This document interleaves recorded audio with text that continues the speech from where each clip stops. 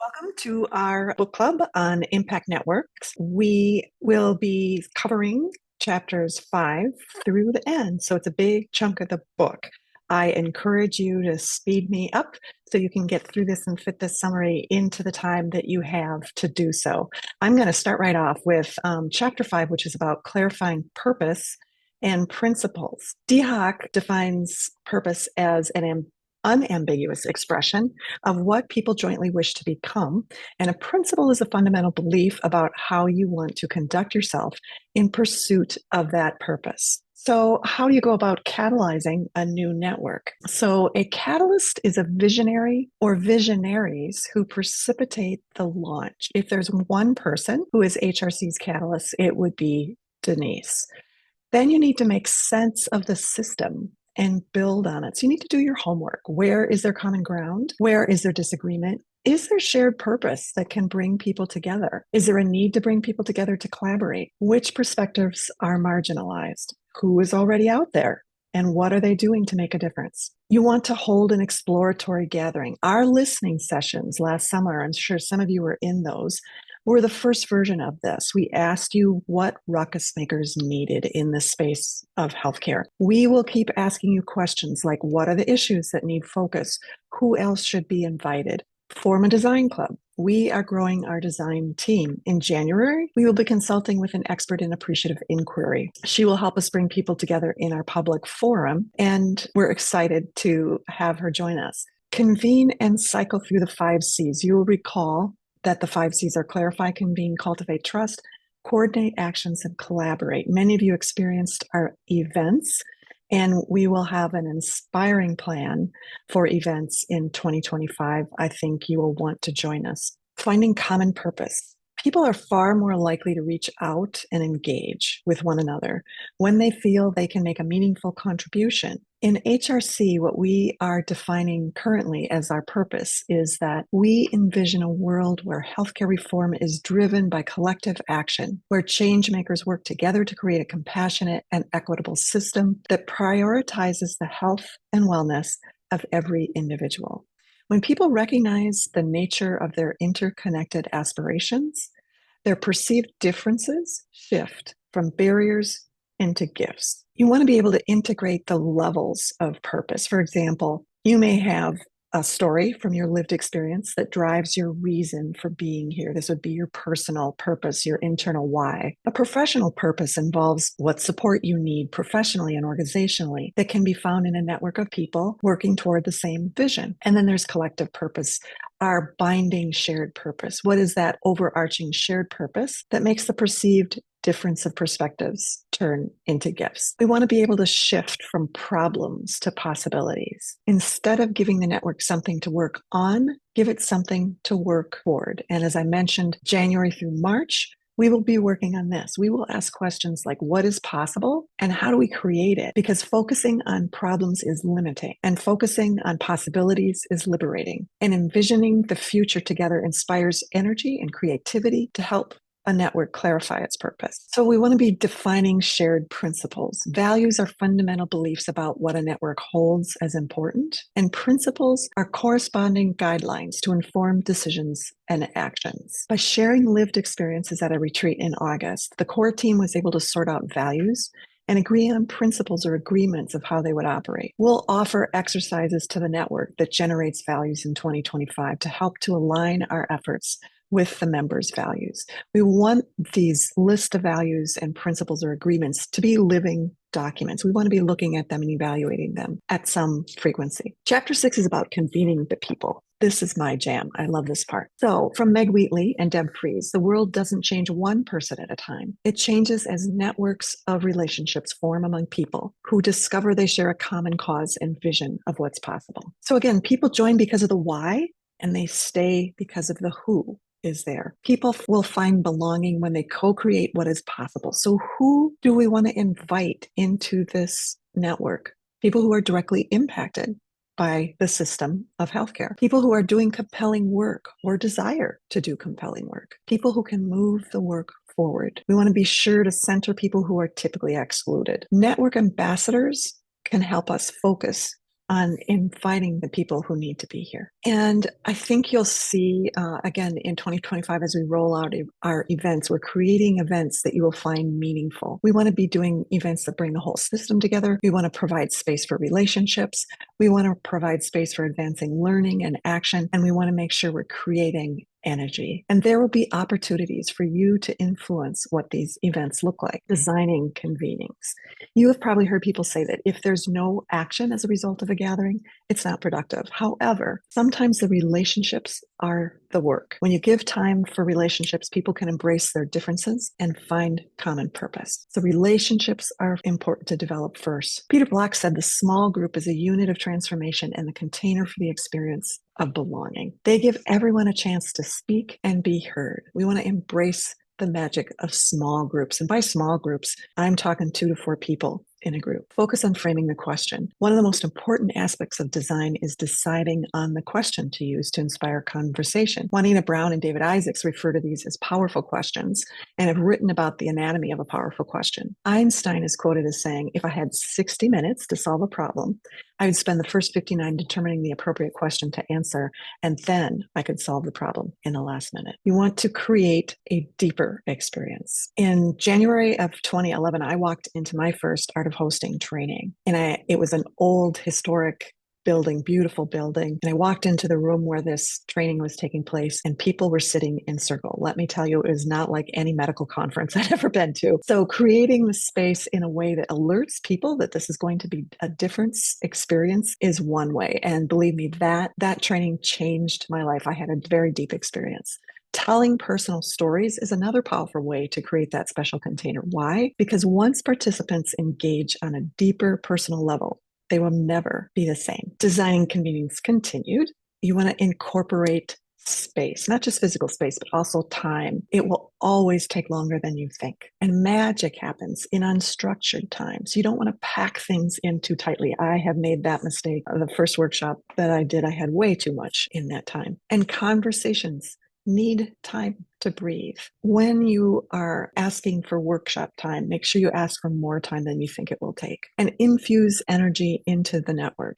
Each convenience should add value. You want to be alternating between activities at the heart and the head and the hands, and create time for divergence, that creation of ideas, that generation of ideas, and convergence, that narrowing to the purpose and the decision that is in alignment with the purpose. Prepare for emergence. Go with the flow. You want to guide the energy in the room and adjust the plan accordingly. Adam Canhane writes that the crux of good facilitation is not to get people to work together, but to remove the obstacles to connection and collaboration.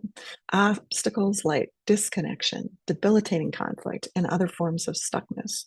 While you can't push a river to move in a certain direction, you can remove rocks and logs impeding its path. Power dynamics can be one of those obstacles, and you can use techniques to do that. So here are some fundamental practices of network facilitation. Show up with your whole self. You don't need to be perfect. Share your emotions, share your vulnerability. Frame the context. What are the first words you will say? Clarify the state of the moment and prepare for the work.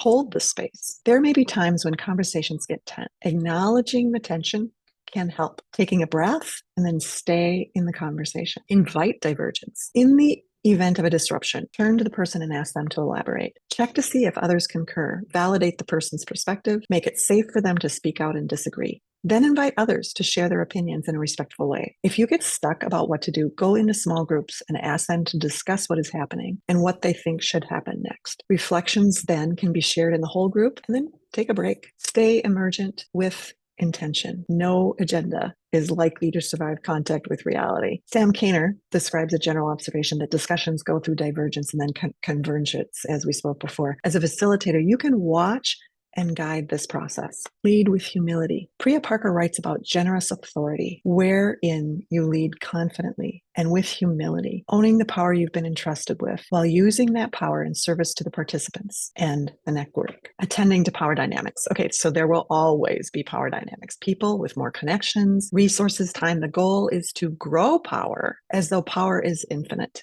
and can be expanded and shared among people and leaders. So what are ways to attend to power dynamics? Co-create those group agreements. Make sure people are sharing the air, for example. Ensure accessibility, physical accessibility, accessibility of hearing and sight if possible, language differences. Include funders as participants, not hosts or designers. Normalize discussion and acknowledgement of power. Notice if certain people are always first to speak, and then if necessary, take them aside and suggest that they take a pause and let others speak first. Also, if you notice others are not speaking, ask them if what they want to say is being said and invite them to participate. Own your mistakes and model humility. This will help others be more transparent, be more authentic. Chapter 7 is about cultivating trust. And I know we talked quite a bit about this in our last book club, our last session. So why do you want to cultivate trust? Well, trust creates cohesion while a network's more formal structures and processes are being formed. It increases the network's collective intelligence and avoids the pitfalls of conformism and groupthink. It expands the range of possible conversations. If there's trust in the room, people are more likely to be speaking up about things that might be difficult otherwise. How to build trust? First, you need to connect people. You can't have people building trust if they're not connected, right? So you need to be weaving connections. Leaders of the network connect with members, learn about them, and then connect them with other people they think that would benefit from the relationship. How do you deepen trust? Well, reliability is important. You need to be true to your word. Say what you're going to do what you said you were going to do, right? And openness, being honest and sharing openly is very important. Again, showing vulnerability is a good way to model that you trust others to hold that. Care, mutual concern about a purpose will build trust. Appreciation, accept people for what they are and leverage the diversity. Turn the difference in perspectives into a gift that helps you see blind spots. Share stories, personal stories, not private stories, but personal stories that show who you are is a great way to build and deepen that trust. Listening with care, empathetic listening, not just listening with your own framework, but try to step into other people's framework, their worldview, and see things from their perspective. Holding courageous conversations. We build trust so that people can work through disagreement, conflict. Early on, you want to establish those agreements of contact as we spoke. And one way to do that is to ask the question, what do you need from the people in this group in order to participate fully? For example, confidentiality or shared air, or that they listen to understand you. Love is at the root of vibrant, healthy, and just systems. Fear separates and destroys. Unfortunately, we've seen too many examples of this in our society recently. Chapter 8 is about coordinating actions. So the temptation is to step into action too quickly. We want to seek first to learn, develop a shared understanding of what people are already doing, share promising practices, reduce unnecessary duplication, find quick wins that demonstrate the value of the network, accelerate the flow of information. The most successful impact networks are where information flows consistently from person to person. Information holds systems together. This is a quote from Donella Meadows out of Thinking Systems. Information flow. There's information flow in from the network and outside sources into the network.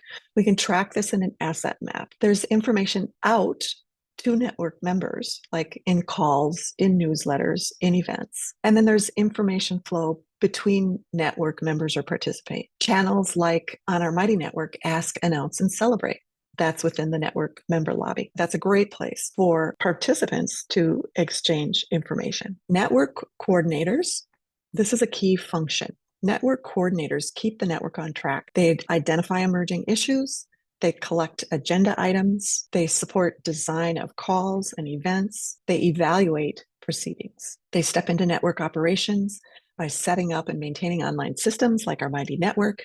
They oversee bookkeeping and evaluations. They also provide knowledge management, track harvests from events, and make it accessible to participants in the network. They also assist network teams, work on logistics so that the teams can meet. These are key folks in our network. Practicing reciprocity.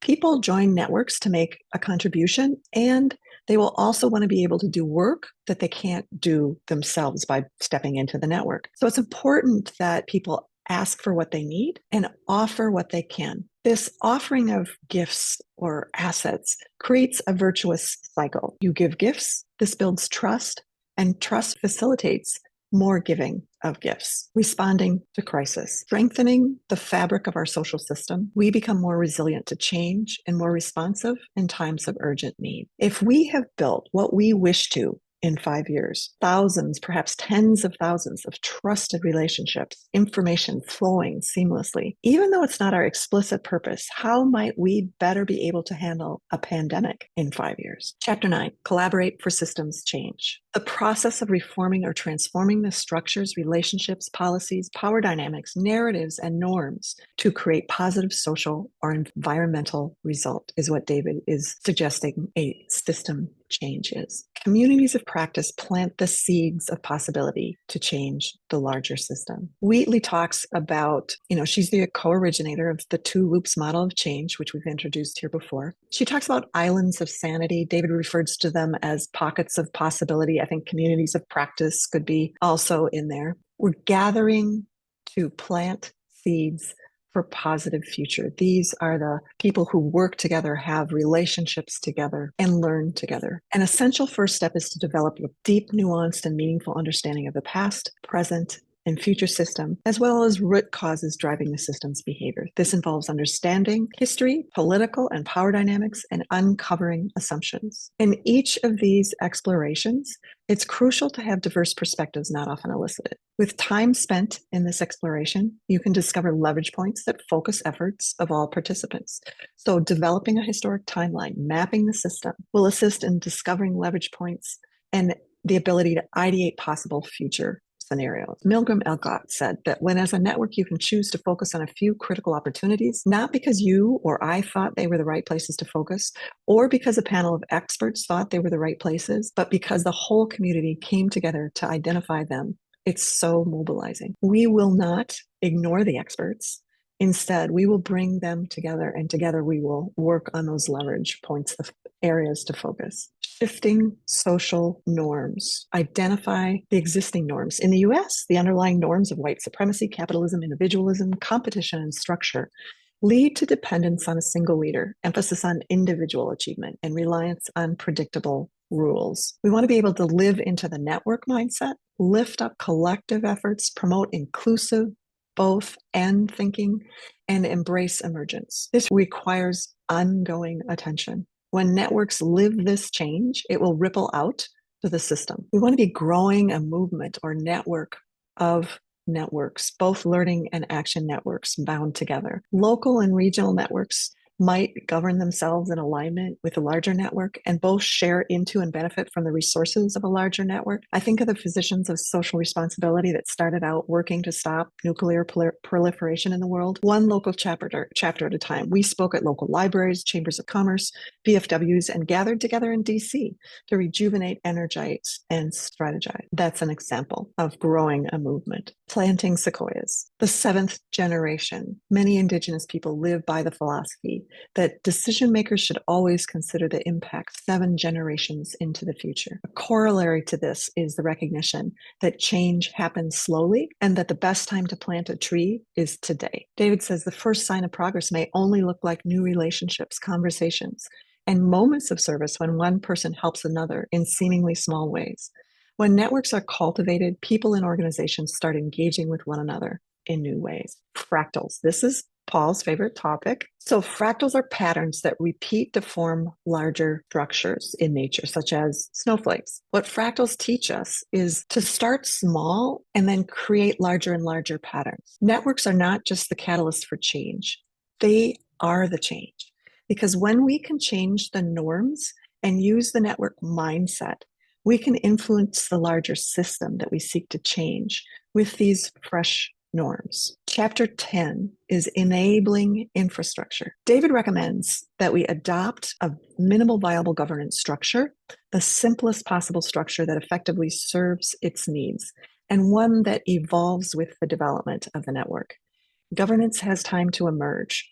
Don't push it on a network, but rather allow it to support as needed. Organizing into teams. So we talk about a design team. We've talked about that previously. The design team catalyzes a new network and organizes convenings. Core team. You've heard us speak about our core team.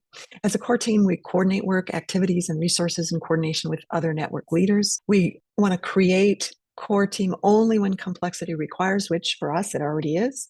Roles include advising other leaders, ensure that principles are infused, recommend proposals, weave the network, represent the network in public, select the onboarding new members, advancing efforts to resource the network. Project teams. Project teams advance work aligned with network purpose. It may be an internal focus, like a project team around funding or the decision-making process or communication strategy or developing an asset map.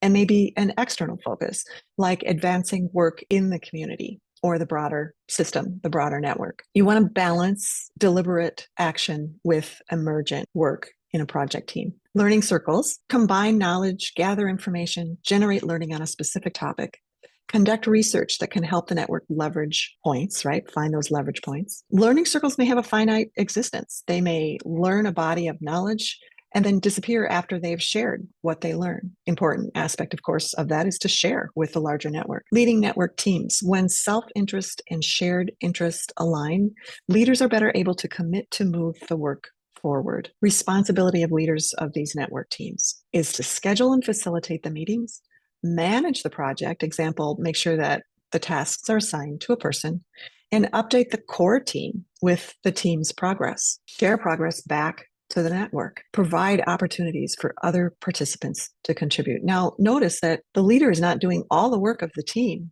but it's facilitating others to participate in that work so that we are leaderful. Founding participation. I love this idea of levels of engagement. It asks the question, how do you want to step into the work? It's not judgmental. So you might decide you want to lead a network team. You want to be responsible for making that team happen. Or you may want to partner, actively work with the lead to make something happen. Maybe it's a learning team or some sort of action team. Or you want to follow. You want to stay informed of what's happening, but not be stepping into the work. Or perhaps you will honor, respectfully decline participation. You don't need to know about what's going on, but you honor the work that's being done. One of the responsibilities of the network leaders is to provide opportunities for leadership, partnership, and followership to emerge, fostering greater inclusion in the network. Remember how we talked about the development of networks where there might be a core group in the center and then spokes, but then those spokes get connected and there's clusters of people doing leadership in the periphery. All right, collective decision-making. Consent-based decision-making that results in proposed action that is good enough for now and safe enough to try. This is not a consensus, but a consent-based decision-making. A little more latitude for action. We have adopted Samantha Slade's generative decision making and added the 0 to 5 grading of level of support that David talks about in his book, which is lead, partner, follow. I have a concern about this. I am cautious about engaging in this, or I oppose. This creates a bias for action with a responsibility for the team rather than the individual. So embedding evaluation is important, especially early on. We will do this frequently. We encourage you to answer the evaluations that we send out. This is important information to us. We do read them when they come in. How can you evaluate collaborative structure? Well, you can look at network side, representativeness, growth, turnover with respect to convenings, the size of the convenings, the frequency, the attendance, the participation on the calls. Network connectivity, how do we evaluate that? Well, there is something called system network analysis, which I won't get into completely, but this is something that we are looking into. You might look at clusters forming, information flowing, and how to weave relationships. Participant experience. Well, we can evaluate whether or not people are aligned with a shared purpose. Are they in alignment with principles? Is there a cross-section of demographics of the participants? Are they developing trusting relationships? Are the structures and agreements of value to people? Are the information and resources available and of value to participate. Emergent activity. We want to be able to reflect collaborations back to the network. Let people know who is collaborating and what's coming of it. Funders want to know this. What's coming of the connections that are being made, the collaborations that are happening. Coordinators will be tracking this. Hopefully we will find a dashboard that's easily updated and accessible by the network. Resourcing networks. There are several ways to resource impact networks. I expect you will see us navigating these options in the months going forward. Philanthropic funding, of course. Organizational resources. Example, some organization may say, hey, we've got an assistant that has some time that we can give you. In-kind contributions. Someone may donate a space for us to have a gathering. Perhaps we'll have a big in-person gathering coming up in the future. People may donate materials or their time. Certainly, there's a lot of volunteerism that will occur in an impact network, or food, for example. Participant dues. These are calculated based on the size of organizations. Perhaps if an organization donates in excess of a suggested donation, they might be earning marketing promotions. Earned revenue from network projects. For example, we may offer an educational program for network leaders. There may be a nominal cost to, and this may be a way that we can fund the activities that the work that goes into the impact network. So again, several ways to resource impact networks, and I expect you'll be seeing us navigate these different ways coming up. Pivotal practices for network funders. We encourage network funders to follow the network's lead rather than pushing a network to follow the funders. We would hope that funders would follow the network and engage as peers, not in leadership positions, as we spoke, and take the long view. Again, 7 generations. Doing otherwise can squash creativity and emergence. We want the funders to be one of the voices and realize that networks grow at the speed of trust, and this takes time. An investment in networks is an investment in our ability to work across silos and sectors to get things done. Impact networks provide the essential infrastructure to connect, learn, and work together for a better future. In conclusion, a couple other quotes from David. Developing our collective ability to navigate complexity and create meaningful change is the defining challenge of our time. Trust-based relationships enable everything else that a network aims to achieve. When people begin to connect and co-create in new ways, bound together by the strength of their relationships, magic happens. Thank you for staying till the end of this lengthy summary. I really encourage you to join us. David Ehrlichman will be there. You will have an opportunity to ask him questions. So think about what you want to know more about and bring your questions to our event. Thanks again for listening.